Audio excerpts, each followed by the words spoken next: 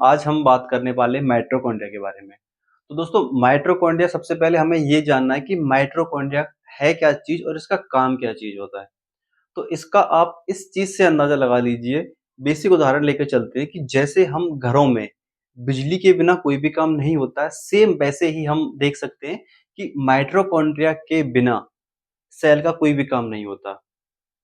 तो mitochondria power house of the cell कहलाता है। Mitochondria power house of the cell कहलाता है। तो माइटोकॉन्ड्रिया की सबसे पहले हम खोज की बात कर लेते हैं। तो खोज की थी अल्टमान और फ्लेमिंग ने और नाम दिया था सी वेंडा नाम के एक व्यक्ति ने। ठीक है, ध्यान रखना। अब बात करते हैं, जैसा कि मैंने बताया था, कोशिका का शक्ति गृह कहते हैं इसको। कोशिका का शक्ति गृह अगर हम बात करें, पावर हाउस ऑफ सेल कहते हैं इसको, पावर हाउस ऑफ सेल। अब बात करते हैं कि ये कहाँ पाया जाता है। हम बात करते हैं यूकेरियोटिक सेल के बारे में। तो यूकेरियोटिक जो जीव होते हैं ना, उनके अंदर ये पाया जाता है, यूकेरियोटिक जीव। आगे हम अध्ययन करेंगे यूकेरियोटिक और प्रोकैरियोटिक जो जीव होते हैं, बेसिक उनमें डिफरेंट क्या होता है। अभी सिर्फ इतना जान लीजिए कि जो माइटोकॉन्ड्रिया होता है ना, वो यूकेरियोटिक जीव में ही पाया जाता है ओनली।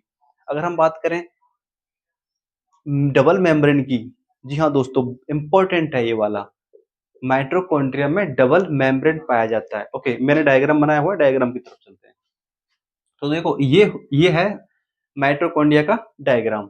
अगर हम बात करें, देखो ये एक मेम्ब्रेन हो गई, ऊपर वाली परत, और इसके अंदर देखो ये जो दूसरी दिख रही है ना आपको, ये वाला जो मैंने बनाया है, ये इसकी दूसरी परत है, जिसको हम बोलते हैं इनर मेम्ब्रेन, और एक होती है आउटर मेम्ब्रेन। ये होती है आउटर और ये होती है इनर मेम्ब्रेन। तो इसकी दोहरी झिल्ली होती है, दो झिल्लियां होती हैं। ठीक है, अब हम बात करें, देखो यहाँ पर मैंने निशान लगाया छोटे छोटे से, इसमें एक राइबोसोम, इसमें खुद के राइबोसोम पाए जाते हैं। तो राइबोसोम जो पाए जाते हैं वो कहाँ पाए जाते हैं, माइटोकॉन्ड्रिया के अंदर पाए जाते हैं। अब राइबोसोम का काम क्या होता है, इसके बारे में हम सेपरेट जब राइबोसोम आएगा तब पढ़ेंगे कि कितने प्रकार के राइबोसोम होते हैं और इनका कार्य क्या होता है। ठीक है दोस्तों। अच्छा, अब हम बात करें डीएनए की। तो मैंने जब सेल स्टार्ट किया था उसी टाइम बताया था कि मैंने कि जो डीएनए होता है वो सेल में पाया जाता है, और सेल के भी माइटोकॉन्ड्रिया वाले पोर्शन में पाया जाता है। कौन, डीएनए। ये यहाँ पे डीएनए पाया जाता है। ठीक है, अब हम बात करें इसकी जो ये जो संरचना कहलाती है ना, जो ये संरचना आपको दिख रही होती है ऊबड़ खाबड़ सी, ये संरचना क्या होती है, ये होती है मैट्रिक्स। मैट्रिक्स जहां पर खाना बनता है, जैसे को खाना बन के जो आता है ना, हम जो खाते हैं, उसका जो परिवर्तन होता है ना, वो ऊर्जा के रूप में होता है मैट्रिक्स के अंदर। ओके, आगे बढ़ते हैं। इसमें क्रस्टी पाई जाती है, क्रस्टी संरचनाएं पाई जाती हैं। इस प्रकार की ये जो होती है ना, इसको क्रस्टी बोलते हैं, संरचना ये पाई जाती है इसके अंदर। इसमें F1 कण पाए जाते हैं, F1 प्रकार के कण पाए जाते हैं, और जिनको हम ऑक्सीसोम कहते हैं। ऑक्सीसोम, ऑक्सीसोम क्या होती है, माइटोकॉन्ड्रिया की यूनिट होती है। ठीक है, इसको बोलते हैं हम यूनिट ऑफ माइटोकॉन्ड्रिया। माइटोकॉन्ड्रिया याद रखना, यूनिट ऑफ माइटोकॉन्ड्रिया को किसको कहते हैं, वो कहते हैं हम ऑक्सीसोम को। आगे बात करें तो इसके जो मध्य भाग में होता है ना, मध्य भाग में मैट्रिक्स पाई जाती है। जैसा कि आपको दिख रहा होगा, ये जो सेल है, ये जो माइटोकॉन्ड्रिया है, माइटोकॉन्ड्रिया के मध्य भाग में क्या पाई जाती है, मैट्रिक्स पाई जाती है। अब मैट्रिक्स में ना बेसिकली तीन चीजें होती हैं। पहली बात करें लिंक रिएक्शन की, जैसे कि आपको दिख रहा होगा ये जो लिंक नाम है, लिंक मतलब कनेक्शन बैठाना दो चीजों के बीच में। तो इसका जो बेसिक काम होता है वो दो चीजों के बीच में कनेक्शन बैठाने का होता है। अब वो चीज है क्या, देखते हैं।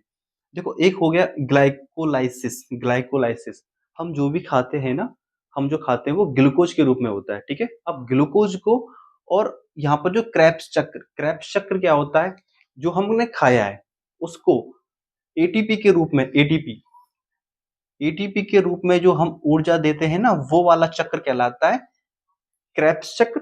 और क्रेब्स चक्र प्लस ग्लाइकोलाइसिस के बीच में जो लिंक कराता है ना, वो होता है लिंक रिएक्शन का काम। हम बात करते हैं थर्ड काम, इसका थर्ड टाइप होता है, वो होता है इसका बस ये अम्लों का बीटा ऑक्सीकरण करता है। ये याद रखना, बीटा ऑक्सीकरण इंपॉर्टेंट है। ठीक है, और देखो दोस्तों, ये क्वेश्चन का लेवल है ना, वो बहुत बढ़ गया है। अब ऐसा नहीं आता कि जो कोशिका का शक्तिगृह किसको कहते हैं, नॉर्मल नहीं, भूल जाओ, ऐसे क्वेश्चन आना ना बंद हो गया है। ठीक है? सबको याद होते हैं ऐसे क्वेश्चन। क्वेश्चन इस प्रकार से अंदर से पूछे जाते हैं, कृष्टि कहाँ पाई जाती है? मैट्रिक्स जो मध्य भाग में पाया जाता है ना, उसके काम क्या-क्या होने वाले हैं? एबीसीडी ऑप्शंस दे देगा, इस प्रकार के क्वेश्चन पाए जाते हैं। तो ऊपर-ऊपर से पढ़ना ना फिलहाल में भी बंद करो, थोड़ा-सा ना अंदर झाँक के देखो चीज़ों के बारे में, इस प्रकार से। अब मैंने बताया कि इसमें राइबोसोम तो पाए जाते हैं, लेकिन किस प्रकार के राइबोसोम पाए जाते हैं? राइबोसोम 2 प्रकार के होते हैं, 70S प्रकार के और 80S प्रकार के। तो इसमें जो राइबोसोम पाए जाते हैं ना, वो पाए जाते हैं 70S प्रकार के राइबोसोम, 70S प्रकार के राइबोसोम। इम्पोर्टेंट है, याद रखना। अब नेक्स्ट इसका काम होता है, ये प्रोटीन का संश्लेषण करते हैं और हम जो श्वास लेते हैं ना, उसका जो केंद्र होता है, हम जो श्वास ले रहे हैं, उसका जो केंद्र होता है, वो भी क्या होता है? माइटोकॉन्ड्रिया होता है। अब बात करते हैं कि माइटोकॉन्ड्रिया कहाँ-कहाँ नहीं पाया जाता है, अभाव कहाँ-कहाँ होता है इसका? तो इसका अभाव होता है एक तो प्रोकैरियोटिक जीवों में और एक आरबीसी में। आरबीसी और प्रोकैरियोटिक जीवों में इसका क्या होता है? अभाव होता है, ठीक है? अब हमारा जो नेक्स्ट माइटोकॉन्ड्रिया के बाद जो नेक्स्ट हम चलेंगे, वो चलेंगे राइबोसोम के ऊपर। ठीक है दोस्तों? ओके।